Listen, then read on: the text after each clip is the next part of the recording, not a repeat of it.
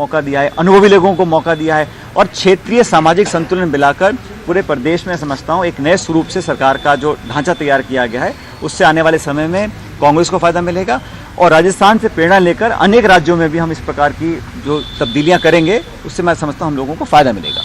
आपने जो अपने लोगों को कमिटमेंट किया था या जो आपने अपनी बात दिल्ली आला कमान को रखी है, आपको लगता है कि उसके मुताबिक ही सब कुछ हुआ, आप संतुष्ट हैं? देखिए, मैंने हमेशा बात मुद्दों की करी। On principle I have said कि we have to increase our representation of SC, ST, OBC, SPC, minorities, women, young people. और इसमें कोई व्यक्ति विशेष की बात नहीं है, इसमें एक कलेक्टिव लीडरशिप झलकनी चाहिए।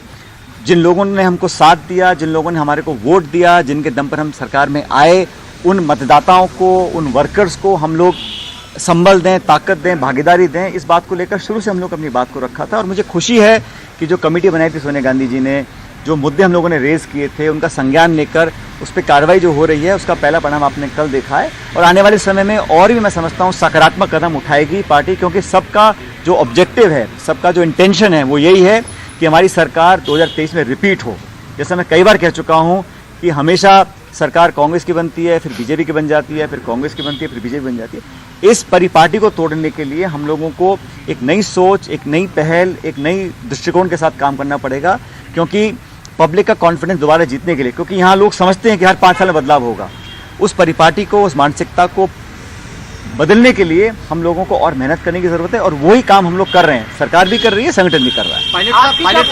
आगे आने वाले दिनों में मैंने ये बात दिल्ली में कही थी, मैं कांग्रेस प्रेसिडेंट से मिला था, सोनिया जी से लंबी चर्चा मेरी हुई, अनेक मुद्दों पर बात करी और अंत में जो भी कांग्रेस पार्टी ने पिछले 20 साल में मुझे जिम्मेदारी दी है उसको मैंने पूरी ताकत से, पूरी निष्ठा से निभाया है और आने वाले समय में भी जो मुझे पार्टी निर्देश देगी, जहाँ पर मुझे काम देगी या मेरी उपयुक्तता समझेगी, मैं वहाँ पे जाकर काम करूँगा, पूरी ताकत से काम करूँगा। राजस्थान का फिर क्या होगा? राजस्थान में 2023 में सरकार दोबारा हम बनाएंगे कांग्रेस की। पायलट साहब, बीजेपी ने एक सवाल उठाया कि आपकी कैबिनेट में टोटल 3 मंत्री हैं, जबकि यूपी में आप 40% भागीदारी की बात कर रहे हैं, यहाँ 20% भागीदारी कर रहे हैं। देखो, एक होता है टिकट देना भवानी जी, एक होता है कैबिनेट में जब हमारे 30 ही जगह हो सकती हैं, उसमें इतना बड़ा राज्य है, 33 जिले हैं, अलग अलग कम्युनिटीज़ के लोग हैं, फिर भी अगर जहाँ हम पहले थे उससे 3 गुना हो गया ना। आप दूसरा देखिए, पहले 1 था, 3 कर दिया हम लोगों ने रिप्रेजेंटेशन। और ये मैं समझता हूँ कहीं ना कहीं इसमें प्रियंका गांधी जी की भी छाप है, क्योंकि वो हमेशा महिलाओं के लिए उनका नेतृत्व आगे बढ़ाने का एक नारा देकर आई है लखनऊ में, तो उसका रिफ्लेक्शन यहाँ पर देखा। और महिलाओं को हमेशा मैं समझता हूँ हम लोगों को आगे बढ़ाना चाहिए, चाहे टिकट वितरण हो, चाहे कैबिनेट हो या बाकी अभी अपॉइंटमेंट्स और भी होने हैं, पॉलिटिकल अपॉइंटमेंट्स, उस पर भी महिलाओं को आगे और मौका मिलना चाहिए। राजस्थान में भी क्या ठीक बात मेरी अकेली की नहीं है, मैं कह रहा हूँ ना, हम लोगों ने सिद्धांत को लेके एक प्रिंसिपल पे एक इशू उठाया था, उसका निराकरण, उसमें आगे हम लोग बढ़ रहे हैं, एक संतोष की बात है। और जैसे मैंने कहा, पूरे जो 30 मंत्री बन सकते हैं, 30 मंत्री बनाए हैं, लेकिन कोशिश यही की गई है कि इसमें किसी को छोड़ा ना जाए। हर तबका, हर समाज और हर क्षेत्रीय भौगोलिक दृष्टिकोण को देखते हुए ये इसका निर्माण किया गया है। जैसे मैंने कहा, इसमें एससी, एसटी, महिला, इनका जो रिप्रेजेंटेशन पहले था वो कई गुना बढ़ा है। ये अपने आप में मैं समझता हूँ बहुत महत्वपूर्ण है और इसका हम सबको स्वागत करना चाहिए। आगे समय के हमेशा ही राजस्थान पे सवाल उठते रहे, क्या आपको लगता है कि एक full time home minister Rajasthan में अब होना चाहिए? देखिए, डिपार्टमेंट अपना काम कर रहा है और अगर कहीं किसी डिपार्टमेंट में अगर कुछ कमियां भी हैं उसको हम सुधारने का काम करेंगे, लेकिन टोटल गवर्नेंस एक कलेक्टिव लीडरशिप की होती है।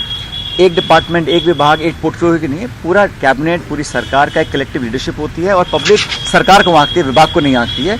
इसलिए जहाँ भी इंप्रूवमेंट करने की गुंजाइश होगी हमारी सरकार उसको इंप्रूव करेगी। क्या ये क्राइम को लेकर के लगातार राष्ट्र में सवाल उठते हैं, इसीलिए बार बार ये सवाल भी उठता है कि सीएम के पास गृह विभाग भी है, तो सेपरेट गृह विभाग होना चाहिए, जिसकी वजह से देखिए, डिपार्टमेंट्स के बारे में मैं इतना कहना चाहता हूँ कि अखिल भारतीय कांग्रेस कमेटी, मिस्टर माखन, अजय माखन जी और मुख्यमंत्री जी इस पर चर्चा करेंगे और डिपार्टमेंट किसको क्या देना है वो भी एक प्रक्रिया मेरे ख्याल लगभग पूरी हो चुकी है। महिलाओं के प्रति जो शोषण हो रहे हैं उसके खिलाफ तो कोई कार्रवाई अभी तक नहीं हो रही है, लगातार दिन पे दिन बढ़ते जा रहे हैं। जहाँ जहाँ ऐसी घटनाएं होती हैं उसका हम लोग, देखिए, घटनाएं समाज में कहीं भी घट सकती हैं, लेकिन उस पर रिएक्शन क्या है, हमारा एक्शन क्या है, उसमें पूरी पुलिस सरकार पूरी कोशिश करती है कि न्याय मिले, ऐसी घटनाएं आगे ना हो करें।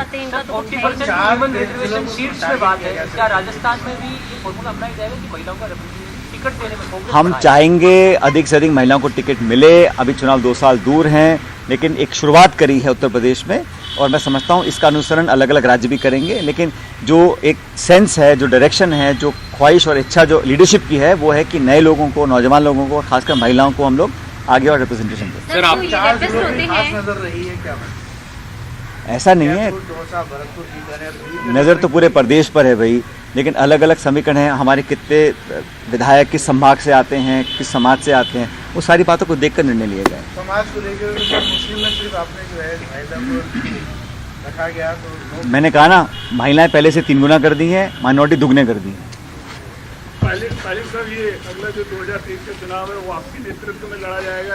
अरे भाई जो तो अभी आप सचिन पायलट को सुन रहे थे। उन्होंने कहा कि जितने भी मंत्री बने हैं उनमें कोई किसी गुट का नहीं है, कांग्रेस एकजुट है।